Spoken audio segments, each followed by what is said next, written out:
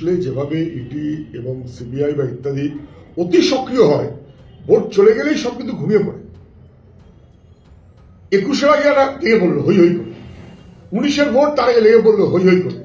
ভোটের সময় একটা এরকম কিছু না করলে, ফাটাফাটি খেলা না হলে খেলাটা জমজমাট হবে না।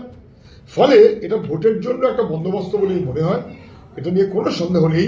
যদি সত্যি সত্যি বিজেপি এটা মনে করতো যে তৃণমূলের দুর্নীতি এবং অপরাধের কাগজ সব খুঁজে বার করবে, তাহলে সেটা করার জন্য মাঝের 5টা বছর সময় ছিল।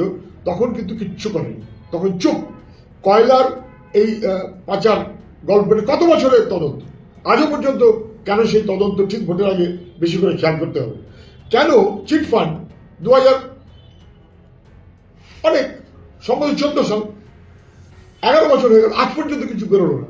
নারদ কাণ্ড আজ পর্যন্ত কিছু বেরোলো না। বার করার ইচ্ছে থাকলে তৃণমূল সব ধরা পড়ে যাবে। যাতে তৃণমূল ধরা না পড়ে বিজেপি তার ব্যবস্থা করে। কিন্তু আবার যদি লোকের কাছে ধরা পড়ে যায়, ওদের ভোটের সময় একটা লড়াই ভাব, এটা ভোটের জন্য।